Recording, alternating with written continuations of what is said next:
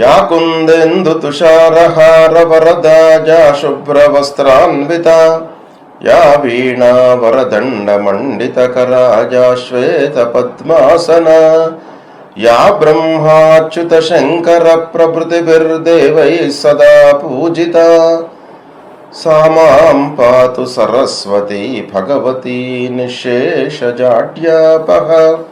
శ్రీ మహాగణాధిపతయే నమః. శ్రీ మహాసరస్వత్యై నమః. శ్రీ గురుభ్యో నమః. 2024 సంవత్సరము జనవరి మాసం లోపల వృషభ రాశి వారికి గోచార ఫలితాలు ఎలా ఉంటాయి అనేటువంటి విషయాన్ని తెలుసుకుందాం.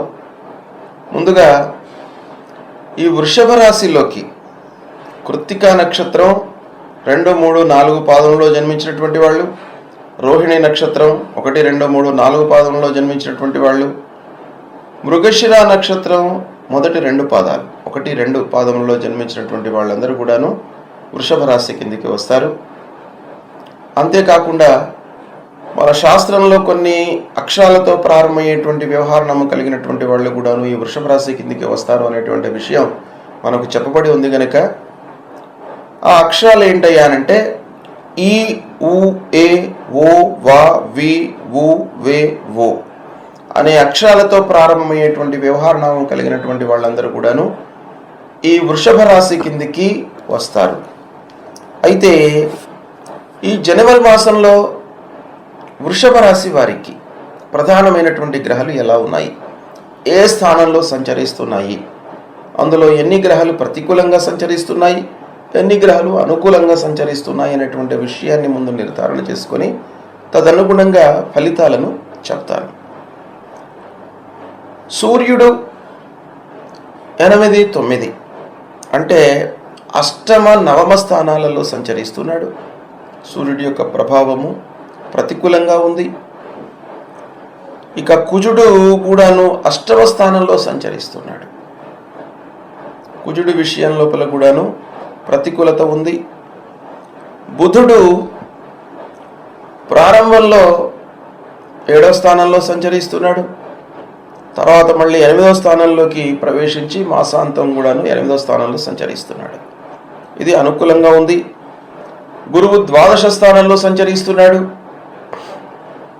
12వ స్థానంలో గురువు ప్రతికూలమే అయినప్పటికీ 12వ స్థానము శుభమూలకంగా ఖర్చులు ఉంటాయి అనేటువంటిది శాస్త్రం చెప్తుంది కనుక 12వ స్థానంలో సంచరించడము ఒక రకంగా ప్రతికూలమే అయినప్పటికీ కొన్ని శుభకార్యాలు జరుగుతాయి, తద్వారా ఖర్చులు పెరుగుతాయి అనేటువంటి విషయము మనం ఇండైరెక్ట్గా ఇందులో ద్యోతకమవుతుంది.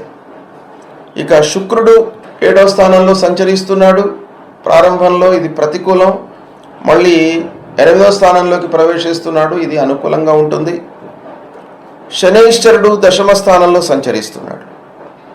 అయితే ఈ శని యొక్క సంచారము 10వ స్థానము గోచార రీత్యా ప్రతికూలమే అయినప్పటికీ వృషభ రాశి వారికి 9, 10 భాగ్య రాజ్యాధిపతి 10వ స్థానంలో ఉన్నాడు గనక శనైశ్వరుడు కొంత అనుకూలంగానే ఫలితాలను ఇస్తాడు.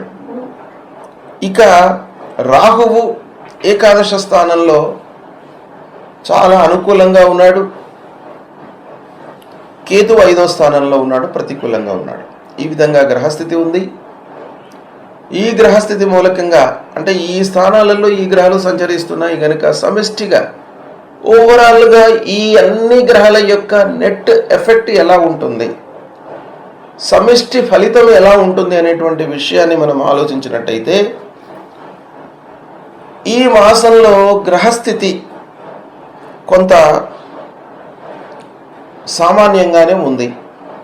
అంటే మనము లాజికల్గా ఆలోచించినట్టయితే 12వ స్థానంలో గురువు ఖర్చు పట్టిస్తాడు, వ్యయస్థానం. కానీ 12వ స్థానంలో గురువు సంచారము శుభమూలకంగా ఖర్చు పెట్టిస్తాడు గనక శుభకార్యాలు జరుగుతాయి, తద్వారా ఖర్చులు ఉంటాయి అనేటువంటి విషయం తెలుస్తుంది. అయితే వివాహాది శుభకార్యాలు కానివ్వండి, లేదా ఏవైనా వస్తువులను కొనడం మూలకంగా కానివ్వండి, దీర్ఘ ప్రయాణాల మూలకంగా కానివ్వండి, ఇలాంటివి మనకు సంతృప్తినిచ్చేటువంటి కార్యక్రమాలు చేయడం మూలంగా ఖర్చులు పెరిగేటువంటి అవకాశాలు ఉన్నాయి అనేటువంటి విషయం మనకు కనబడుతుంది. ఇక ముఖ్యంగా సూర్యుడు ప్రతికూలంగా ఉన్నాడు కనుక ఆరోగ్యానికి ఫస్ట్ ప్రిఫరెన్స్ ఇవ్వాలి. ఆరోగ్యమే మహాభాగ్యం. ఆరోగ్యము బాగా ఉన్నట్టయితే అన్నీ కూడాను మనకు ఉన్నట్టే. కనుక ఆరోగ్యానికి మొట్టమొదటి ప్రాధాన్యత ఇవ్వండి. ఆరోగ్యంపై శ్రద్ధ చూపండి. ఇక చదువు పూర్తయి ఉద్యోగ ప్రయత్నంలో ఉన్నటువంటి వారికి వారు చేసేటువంటి ప్రయత్నాలు బాగా కలిసి వస్తాయి. అంటే చదువు పూర్తయి ఉద్యోగానికి ప్రయత్నిస్తున్నటువంటి వారికి ఉద్యోగం లభించేటువంటి అవకాశాలు ఉన్నాయి. తద్వారా సంపాదన ప్రారంభమవుతుంది, కొంత సంతృప్తి ఉంటుంది. ఇక వ్యవసాయదారులు జాగ్రత్తగా ఉండాలి. వ్యవసాయదారుల విషయం ఆలోచించినట్టయితే ఇరుగు పొరుగు వారితో, అంటే మన భూమికి ఇటు పక్కన కానివ్వండి, అటు పక్కన కానివ్వండి, ఎదురు కానివ్వండి, వెనక కానివ్వండి, ఇరుగు పొరుగు వారితో మనకు ఇబ్బందులు తలెత్తేటువంటి అవకాశాలు ఉన్నాయి. కనుక వ్యవసాయదారులు కొంత జాగ్రత్తగా ఉండండి. పక్కవారితో కలహాలకు వెళ్లకుండా సఖ్యతను మీరు మెయింటైన్ చేస్తూ ఉండండి. అది చాలా ముఖ్యమైనటువంటి విషయం. వాహన మూలకంగా ఖర్చులు గోచరిస్తున్నాయి, అయినప్పటికీ ప్రయాణాలు మీకు బాగా కలిసి వస్తాయి. స్నేహితులు, బంధువులు, అన్నదమ్ములతో మనస్పర్ధలు తలెత్తేటువంటి అవకాశాలు ఉన్నాయి. కొంత జాగ్రత్త పడండి. ఆత్మీయులతో, రక్త సంబంధీకులతో స్నేహంగా ఉండడానికి ఆత్మీయతా భావాన్ని మీరు పెంపొందించుకోండి. అది చాలా ఉపయోగపడుతుంది. ఇక చేసేటువంటి వ్యాపారస్తులు వారి చేతుల్లో ఉన్నటువంటి వ్యాపారం సంతృప్తిగానే కొనసాగుతుంది. మొత్తం మీద వ్యాపారస్తులు హాయిగా ఉంటారు, సంతృప్తిగా ఉంటారు. ఇక వ్యాపారస్తులు ముఖ్యంగా ఇందులో ఈ మాసంలో, జనవరి మాసంలో అంత్యం లోపల, అంటే మాసాంతంలో కొత్త వ్యాపారము ప్రారంభించాలి అనేటువంటి విషయంపై మనస్సు నిలుపుతారు. ఇక ప్రారంభించినటువంటి కార్యాలు నిరాటంకంగా కొనసాగుతాయి. అయితే కొన్ని ఆటంకాలు కూడాను వచ్చే అవకాశాలు ఉన్నాయి. అయినప్పటికీ పనులు పూర్తి అవుతాయి. ప్రారంభించినటువంటి పనులను బాధ్యతతో చేపడతారు. అది చాలా ముఖ్యమైనటువంటిది. అంటే రెస్పాన్సిబుల్గా మీరు ఆ కార్యాన్ని స్వీకరిస్తారు, పూర్తి చేస్తారు. ఇక ఆఫీసులో తోటి ఉద్యోగులతో, ఉన్నతాధికారులతో సఖ్యతతో ఉండడానికై ప్రయత్నాలు చేస్తారు. కొంత స్నేహభావం పెంపొందించుకోవడానికి ప్రయత్నాలు చేస్తారు. తద్వారా మీరు పనులు నెరవేర్చుకోవడానికై ప్రయత్నాలు కొనసాగిస్తూ ఉంటారు. అంటే ఉద్యోగస్తులకు తోటి ఉద్యోగులతో, పై అధికారులతో స్నేహంగా ఉండడం ఈ మాసంలో చాలా అవసరము అనేటువంటి విషయం మనకిక్కడ కనబడుతుంది. ఇక ఇంటి వాతావరణము బాగానే ఉంటుంది, మిశ్రమంగా ఉంటుంది. అంటే మొదటి వారము కొంత ప్రతికూలత ఉన్నప్పటికీ పనుల మూలకంగా, శ్రమాధికం మూలకంగా కొంత వాతావరణం, ఇంటి వాతావరణంలో ఇబ్బంది కనపడినప్పటికీ తర్వాత 3-4 వారాల లోపల మీకు చాలా అనుకూలమైనటువంటి వాతావరణం ఉంటుంది. కనుక ఇంటి వారందరూ కూడాను మీకు అనుకూలంగా ఉంటారు. శుభకార్య ప్రయత్నాలు, వివాహాది శుభకార్య ప్రయత్నాలలో మీకు దగ్గర వారితో అనుకూలత ఏర్పడుతుంది. వారి యొక్క సహాయ సహకారాలను పొందుతారు. చేసేటువంటి వృత్తిలో కొంత ఆటంకాలు ఉన్నాయి, అయినప్పటికీ ఫలితాలు మీకు అనుకూలంగానే ఉంటాయి.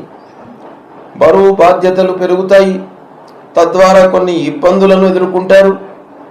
అనవసరమైనటువంటి పనులను మీరు చేపట్టడం మూలంగా వాస్తవంగా మీరు ఏవైతే చేయవలసినటువంటి పనులు ఉంటాయో వాటిని మీరు ఇగ్నోర్ చేసేటువంటి అవకాశాలు కనబడుతున్నాయి. తీర్థయాత్రలకు ప్రణాళికలు వేసుకుంటారు, విందులు వినోదాలకు హాజరవుతారు. ముఖ్యంగా ఈ మాసంలో ఈ రాశి వారికి విదేశీ ప్రయాణం గోచరిస్తుంది. విదేశీ ప్రయాణాలు కలిసి వస్తాయి. ఈ విధంగా సమిష్టి ఫలితాలు ఉన్నాయి. అయితే ఈ వృషభ రాశి వారికి జనవరి మాసంలో ఏ గ్రహాలు ప్రతికూలంగా ఉన్నాయి అనేటువంటి విషయాన్ని ఒక్కసారి, సూర్యుడు ముఖ్యంగా అష్టమ భాగ్యస్థానాలలో ఉన్నాడు. సూర్యుడు ప్రతికూలంగా ఉన్నాడు కనుక మీరు రోజు సూర్య నమస్కారాలు చేసుకోండి. జపా కుసుమ సంకాశం కాశ్యపేయం మహద్యుతిం తమోరిం సర్వపాపఘ్నం ప్రణతోస్మి దివాకరం అనేటువంటి మూలమంత్రాన్ని మీరు ఒక 6 సార్లు పారాయణం చేసుకోండి, చదువుకోండి. సూర్య నమస్కారాలు మట్టుకు తప్పకుండా చేయండి. ప్రారంభంలో మీరు కేవలం 12వ వారం సూర్యుడికి నమస్కారం చేసుకోండి. తర్వాత యోగా విధానంతో ఉండేటువంటి సూర్య నమస్కారాలకు ప్రాక్టీస్ చేయండి.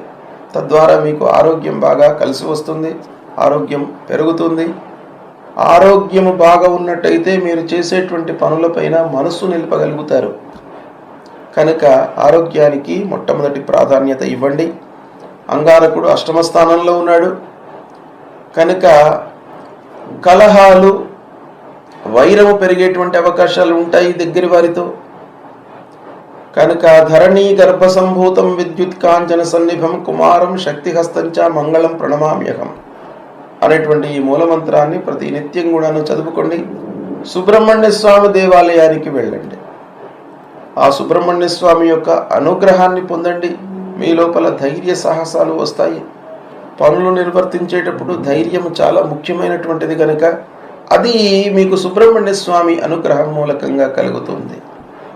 ఇక గురువు ద్వాదశంలో ఉన్నాడు. దేవానాంచ ఋషీణాంచ గురుం కాంచన సన్నిభం వందనీయం త్రిలోకానాం తన్నమామి బృహస్పతిం అనేటువంటి మూలమంత్రాన్ని చదువుకోండి. పెద్దలను సేవించండి, గురువులను సేవించండి, తల్లిదండ్రులను సేవించండి. దత్తాత్రేయ స్వామి దేవాలయానికి వెళ్ళండి. దక్షిణామూర్తి స్తోత్రాన్ని పారాయణం చేసుకోండి. ఇవి చేయడం మూలకంగా మీకు గురువు యొక్క అనుగ్రహం లభిస్తుంది. శనీశ్వరుడు దశమ స్థానంలో ఉన్నాడు. ఇది వృత్తిపై ప్రభావాన్ని చూపిస్తుంది కనుక ఆంజనేయ స్వామి దేవాలయానికి వెళ్ళండి. ప్రతినిత్యం కూడాను ఆంజనేయ స్వామి దేవాలయానికి వెళ్ళి ఆంజనేయ స్వామికి 3 ప్రదక్షిణాలు చేసుకోండి. ప్రదక్షిణలు చేస్తూ ఉన్నటువంటి సమయం లోపల మనోజవం మారుతతుల్య వేగం జితేంద్రియం బుద్ధిమతాం వరిష్టం వాతాత్మజం వానరయూథ ముఖ్యం శ్రీరామదూతం శిరసా నమామి అనేటువంటి ఈ శ్లోకాన్ని చదువుతూ ఆ ఆంజనేయ స్వామి పైన నిశ్చలమైనటువంటి మనస్సుతో 3 ప్రదక్షిణాలు చేసి నమస్కారం చేసుకోండి. మీ లోపల భయము లేకుండా ధైర్యంతో పనులు చేసేటువంటి ఒక మానసిక స్థితిని మీకు ఇస్తాడు ఆ ఆంజనేయ స్వామి. అదేవిధంగా నీలాంజన సమాభాసం రవిపుత్రం యమాగ్రజం ఛాయా మార్తాండ సంభూతం తన్నమామి శనైశ్చరం అనేటువంటి ఈ మూలమంత్రాన్ని చదువుకోండి. ప్రతినిత్యం 19 సార్లు మీరు ఇది చదువుకున్నట్టయితే ఆ శనికి సంబంధించినటువంటి దోషం పరిహారం అయిపోతుంది. తర్వాత వినాయకుణ్ణి, కేతు 5వ స్థానంలో ఉన్నాడు కనుక మనకు విఘ్నాలు రాకుండా ఉండడానికి పదే ఆటంకాలు వస్తుంటే మనిషికి ఆ పనిపైన శ్రద్ధ తగ్గుతుంది. కనుక ఆటంకాలు రాకుండా ఉండడానికి మీరు విఘ్న నాయకుణ్ణి పూజించండి, విఘ్నేశ్వరుణ్ణి పూజించండి. వక్రతుండ మహాకాయ సూర్యకోటి సమప్రభ నిర్విఘ్నం కురు మే దేవ సర్వకార్యేషు సర్వదా అనేటువంటి శ్లోకాన్ని మీరు ప్రతినిత్యం కూడాను చదువుకొని కార్యక్రమానికి వెళ్ళండి. అప్పుడు మీకు ఆటంకాలు లేకుండా ఉంటాయి. పనిపైన శ్రద్ధను కలిగిస్తాడు గణపతి కనుక ఆ ప్రతినిత్యం కూడాను ఈ శ్లోకం చదువుకోండి. ఈ విధంగా చేసుకున్నట్టయితే వృషభ రాశి వారికి ప్రధానమైనటువంటి గ్రహాలు గురు శని మనకు గోచార రీత్యా ప్రతికూలంగానే ఉన్నప్పటికీ మనము స్థానరీత్యా ఆలోచించినట్టయితే గురువు మీకు ద్వాదశ స్థానంలో ఉన్నాడు. గురు ద్వాదశ స్థానంలో శుభాన్ని ఇస్తాడు, అంటే శుభమూలకంగా ఖర్చులను కలిగిస్తాడు. శని భాగ్య రాజ్యాధిపతి రాజ్యంలో ఉన్నాడు కనుక ఇది స్థానరీత్యా మీకు మంచి అవకాశమే ఉంది. గోచార రీత్యా ప్రతికూలంగా ఉన్నప్పటికీ స్థానరీత్యా బాగా ఉన్నాడు కనుక కొంతవరకు మీకు బాగా కలిసి వస్తుంది. కనుక ఈ గ్రహస్థితిని మీరు సద్వినియోగం చేసుకోండి. చాలా మట్టుకు శుభ ఫలితాలే కలుగుతాయి. ప్రధానంగా ఆరోగ్యంపై మీరు ఈ మాసము శ్రద్ధ చూపాలి. ఆది వ్యాధులు అనేటువంటివి రెండు ప్రధానమైనటువంటివి. శారీరక మానసిక ఇబ్బందులు లేకుండా ఉన్నట్టయితే మీరు తప్పకుండా సత్ఫలితాలను పొందుతారు. శుభ ఫలితాలను పొంది ఈ మాసం సంతోషంగా ఉండేటువంటి అవకాశాలు బాగా ఉన్నాయి. శుభం.